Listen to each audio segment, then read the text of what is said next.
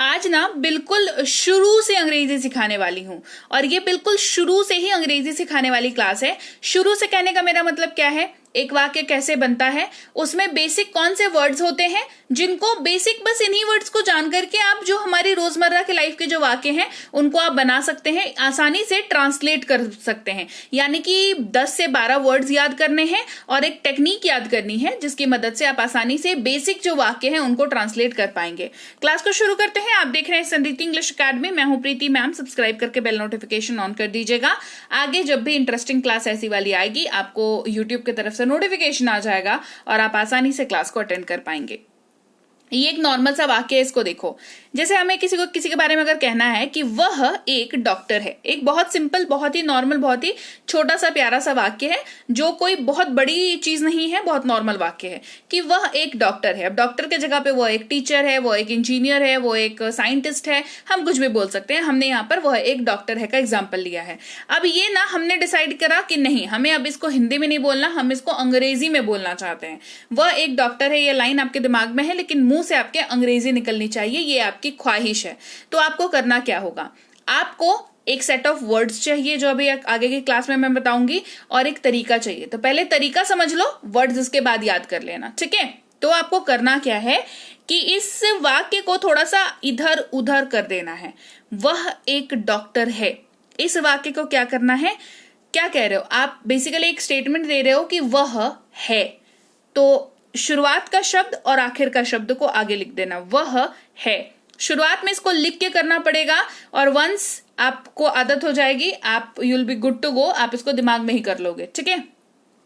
वह है हमने लिख लिया, मतलब शुरुआत हमने लिख लिया, अंत हमने लिख लिया, शुरू कर दिया। ये दूसरा वाला वाक्य बन रहा है, समझ रहे हो, ये दूसरा वाला वाक्य बन रहा है।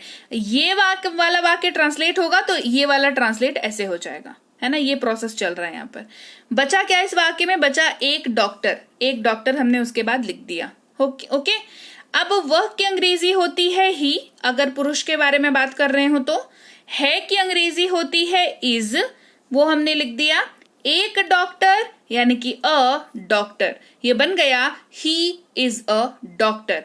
वह एक डॉक्टर है, बन गया ही इज अ डॉक्टर। बीच में बस ये वाला छोटा सा स्टेप हमने फॉलो किया जो कि आपको शुरुआत में लिख के करना है और उसके बाद आपका दिमाग अपने आप इसको ट्रेन हो जाएगा तो कर लेगा। इसको किसी को बताने का नहीं है ना। ये चुपचाप सीक्रेट रखना है अपने तक कि आप इसको एक्चुअल में कर कैसे रहे हो, है ना। चलो आगे बढ़ते हैं। मैंने कहा कुछ सेट ऑफ वर्ड्स आपको याद करने होंगे।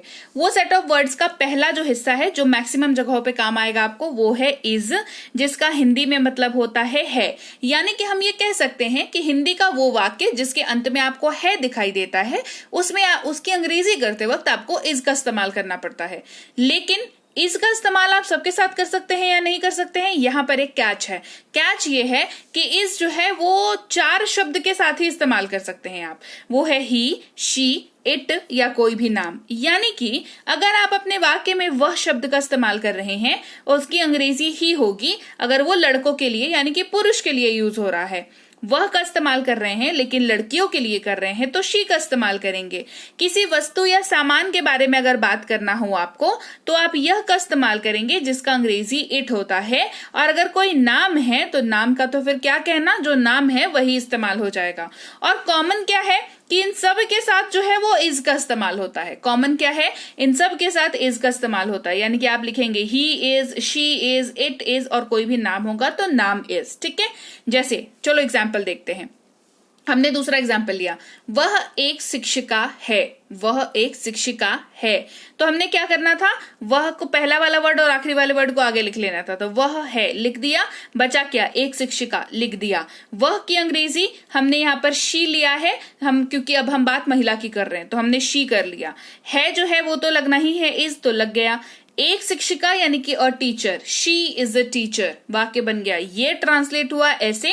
ये वाला स्टेप जो है वो बिल्कुल टॉप सीक्रेट स्टेप है, ठीक है, जो आपको दिमाग में करना है, शुरुआत में कॉपी पे करना है। रोहन एक रसोइया है। चलो नाम का एग्जाम्पल लिया हमने, रोहन एक रसोइया है तो रोहन है ना, वो हमने लिख दिया। एक रसोइया यानी कि अ कुक होता है। तो रोहन तो एज इट इज रोहन रह जाएगा, रोहन में तो ही शी कुछ लगेगा नहीं, क्योंकि रोहन नाम है तो नाम तो भाई नाम हो जाएगा, है ना। तो रोहन हो गया। है की अंग्रेजी इज हो गई यहां पर क्लियर। एक रसोइया यानी कि अ कुक, तो Rohan is a cook, Rohan is a cook. आपको ये सोचना है और रिजल्ट ये आना है। ये स्टेप आप कर रहे हो, ये किसी को जाहिर नहीं होने देना है, ठीक है।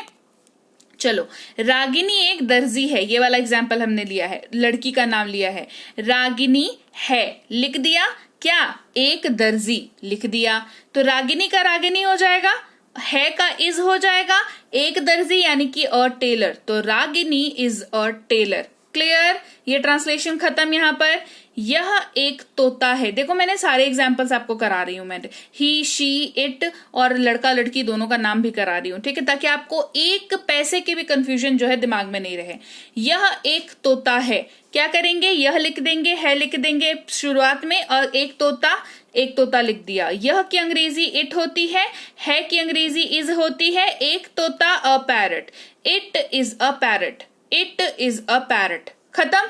चलिए आगे बढ़ते हैं, अगले शब्द की ओर बढ़ते हैं। अभी हमने कितने शब्द करें, हमने 4 शब्द किए, उसके साथ चारों के साथ एक लगने वाला शब्द किया इज। 5 शब्द अभी हमने पढ़े, 5 का एग्जाम्पल भी देख लिया। ये है अगला शब्द हमारा, इसका भी पेयर बनेगा और ये पेयर बना करके वाक्य बनाएगा। हैं अगर किसी वाक्य में यूज कर रहे हैं हिंदी के, तो अंग्रेजी में आर यूज करना होगा, ठीक है। आर की खासियत यू, वी और दे के साथ ही ये इस्तेमाल हो पाएगा, यानी कि ये कुल 4 शब्द हो गए जिनकी जुगलबंदी बनेगी आपके वाक्य बनाते वक्त। वी का मतलब होता है हम लोग, हम सब। दे का मतलब होता है वे लोग, वे सब। अब आपका कहना होगा मैम यहाँ पे आपने यू भी बताया, पर यू यहाँ पर तो नहीं बताया, यू का मतलब क्या होता है। सबर करो, आगे बताती हूँ, पहले इसका एग्जाम्पल देख लो। हम लोग शिक्षक हैं, काम वही करना है, वर्ड का जो कॉम्बिनेशन है वो बस अलग होता चला जा रहा है, काम सेम हो रहा है। हम लोग शिक्षक हैं, हम लोग और हैं लिख दिया शिक्षक। We are teachers, we are teachers. वे लोग डॉक्टर हैं, वे लोग लिख दिया, हैं लिख दिया, डॉक्टर लिख दिया। They are doctors, they are doctors. यहाँ पे हर जगह पे एस क्यों लग रहा है, ये आपका कंफ्यूजन हो रहा होगा। देखो, हम लोग जो है वो एक से ज्यादा व्यक्ति की बात है, वे लोग जो है अगेन एक से ज्यादा व्यक्ति की बात है, इसीलिए डॉक्टर्स और टीचर्स लग रहा है, ठीक है। बहुत माइनर कॉन्सेप्ट है, ये छूट जाता तो कंफ्यूजन हमेशा रह जाता है ना। अब आपको मैंने बताया था कि यू के बारे में आगे बताऊंगी।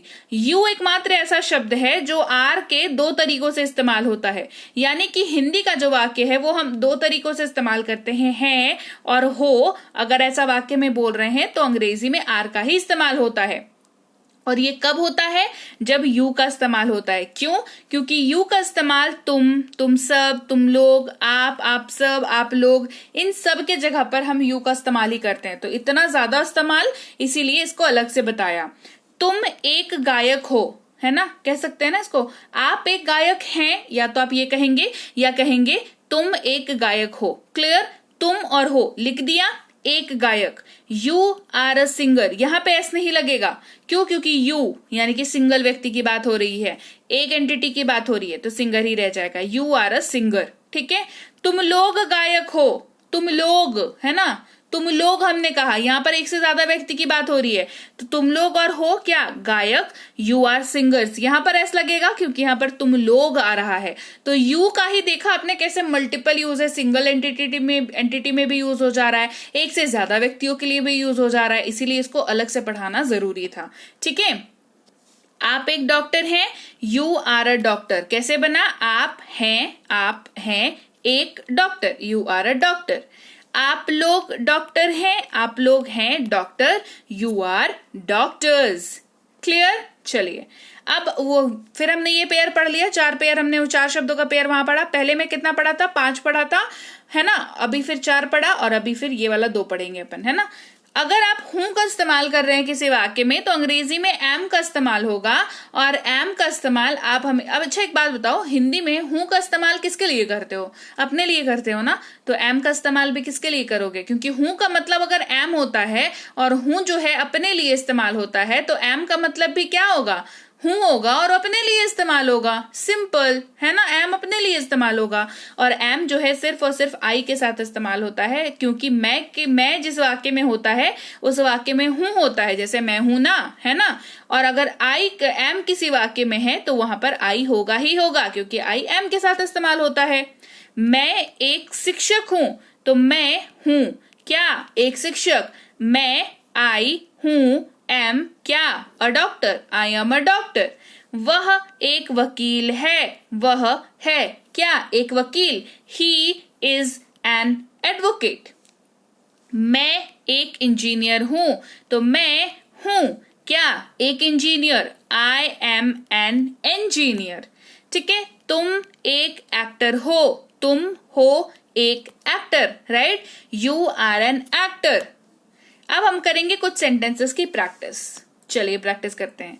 वह अच्छा लड़का है ना, वह अच्छा लड़का है। कहेंगे क्या करेंगे, सबसे पहले पहला और आखिरी वर्ड को आगे लिख देंगे। वह है क्या, अच्छा लड़का, तो वह यानी कि ही, लड़का लगा हुआ है तो समझ में आ गया ना, लड़के की बात हो रही है तो ही इस्तेमाल होगा। Is a good boy. आप धनी हैं तो आप हैं क्या, धनी, यू आर रिच। वे लोग खुश हैं, वे लोग हैं क्या, खुश, दे आर हैप्पी। वह डरपोक है, वह है क्या, डरपोक, ही इज टिमिड। डरपोक की अंग्रेजी टिमिड होती है। ठीक है, आगे बात समझ में। यह खूबसूरत है, यह है क्या, खूबसूरत, इट इज ब्यूटिफुल। क्लियर। तो चलिए, ये थी आज की क्लास जहां पर हमने सीखे कुछ ऐसे कॉन्सेप्ट जिसकी मदद से आप आसानी से जो बेसिक हमारी दिनचर्या के वाक्य हैं उनको आप ट्रांसलेट कर सकते हैं और आसानी से वाक्य बना सकते हैं। क्लास कैसी लगी कमेंट करके जरूर बताना। क्लास अच्छी लगी है क्लास को लाइक और शेयर कर देना। आप देख रहे हैं संरीति इंग्लिश अकेडमी, मैं हूं प्रीति मैम। सब्सक्राइब करके बेल नोटिफिकेशन ऑन कर देना। साथ ही हमारी ये कोर्सेज हैं जो हमारी ऐप पर अवेलेबल है। संरीति इंग्लिश अकेडमी ऐप है, डाउनलोड और इंस्टॉल कर लीजिएगा। साथ ही कोई दिक्कत हो तो इस नंबर पर व्हाट्सएप मैसेज करके संपर्क कर लीजिएगा। हमारी ई बुक्स इस वेबसाइट पर भी अवेलेबल हैं, तो आप यहां से ले सकते हैं ई बुक्स को। पीडीएफ वाली किताबें हैं तो आप इनको जरूर ले लें। आपको इनको डाउनलोड करना पड़ता है, तो मेक श्योर आप डाउनलोड कर लें इन्हें। व्हाट्सएप का ग्रुप, टेलीग्राम का चैनल ज्वाइन कर लीजिएगा, क्योंकि रोज यूट्यूब पर जो क्लास आती है वो सीधे आपको आपके मोबाइल पर मिल जाती है ऐसा करने से। और मैं आपसे मिलूंगी आपकी अगली क्लास में, यानी कि कल। Till then, thank you so much for watching. Stay tune to Sanriti English academy.